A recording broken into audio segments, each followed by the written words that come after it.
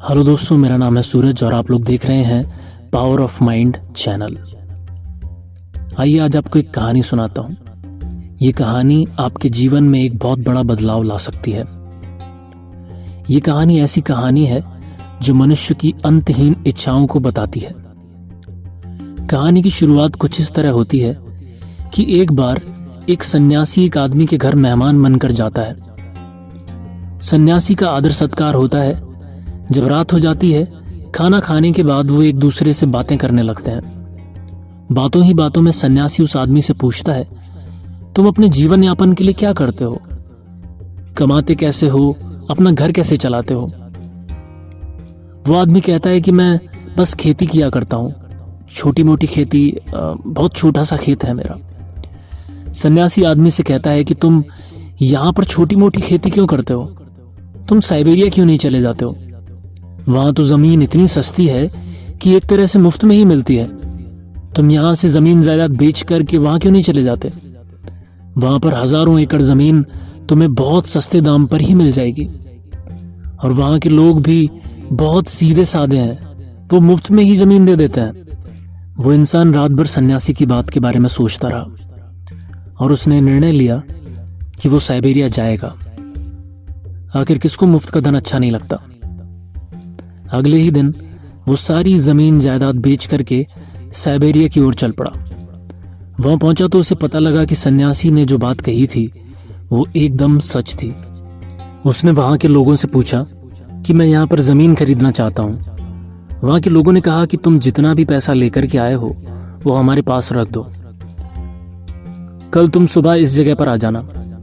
अगले दिन वो आदमी तय जगह पर पहुंच जाता है। वहां के लोगों ने उसे कहा कि तुम्हारे लिए सुनहरा अवसर है, ये पूरी जमीन तुम्हारी हो सकती है।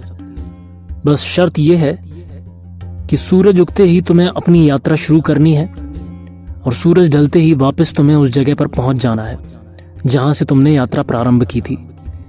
जितनी जमीन तुम यात्रा करके घेर लोगे उतनी जमीन तुम्हारी हो जाएगी। रात भर वो आदमी सो नहीं पाया। रात भर वो योजनाएं बनाता रहा कि मैं कल कितनी जमीन घेरूंगा। सुबह होते ही सारे गांवों के लोगों की भीड़ इकट्ठा हो गई। सूरज जैसे ही उगा उस आदमी ने चलना शुरू कर दिया। कुछ देर चलने के बाद वो आदमी दौड़ने लगा। वो रास्ते के लिए खाना पानी सब कुछ लेकर के आया था। उसने निश्चय कर रखा था कि आज उसे रुकना नहीं है, बस दौड़ते जाना है, दौड़ते जाना है। वो दौड़ता ही चला जा रहा था। उसने सोचा कि 12 बजे के बाद मैं वापस जाना शुरू कर दूंगा। लेकिन जब 12 बज गए तो उसने देखा कि इससे भी ज्यादा उपजाऊ जमीन तो अभी आगे और पड़ी हुई है। उसने सोचा कि अभी और जमीन घेर लेता हूं। अभी तक उसने खाना भी नहीं खाया था। उसने सोचा कि खाना खाने में समय क्यों बर्बाद करें। उसने खाना भी नहीं खाया, पानी भी नहीं पिया, रास्ते में ही फेंक दिया और दौड़ता चला गया। अब 2 बजने वाले थे। लौटने का मन तो नहीं कर रहा था। आगे उसे और भी सुंदर जमीन दिखाई दे रही थी, लेकिन लौटना तो पड़ता ही, क्योंकि शर्त जो थी। उसने 2 बजे लौटना आरंभ कर दिया। अब वो घबराया क्योंकि उसने अपनी सारी ताकत पहुंचने में लगा दी थी। सुबह से दौड़ रहा था, वो पूरी जान लगाकर दौड़ा और अब वो थकने लगा था। उसे अब चिंता होने लगी थी कि अब वो उस जगह पर वापस पहुंच पाएगा या नहीं। अब सूरज डूबने को था। वो अपनी मंजिल से ज्यादा दूर नहीं था। उसे दूर से लोग दिखाई भी दे रहे थे और वो सब लोग चिल्ला रहे थे कि भागो भागो, सूरज डूबने वाला है। सच में बहुत ही सीधे साधे लोग रहे होंगे, क्योंकि आज के समय के लोग होते तो वो यही सोचते कि वो यात्रा पूरी ना कर पाए, लेकिन वो लोग उसका प्रोत्साहन बढ़ा रहे थे। आज के जमाने के लोग होते तो यही सोचते कि यात्रा पूरी ना हो और उसे कोई जमीन ना मिले, क्योंकि आज के लोगों को अपनी खुशी से उतनी खुशी नहीं है, लेकिन दूसरे की परेशानी से ज्यादा खुशी होती है। उस इंसान ने अपनी पूरी ताकत लगा दी। वो और तेज भागा। इधर सूरज डूब रहा था, इधर वो भाग रहा था। वो जमीन पर गिर पड़ा। सूरज की आखिरी पोर क्षितिज पर रह गई थी। अब वो अपने शरीर को घसीटते हुए आगे बढ़ाने लगा।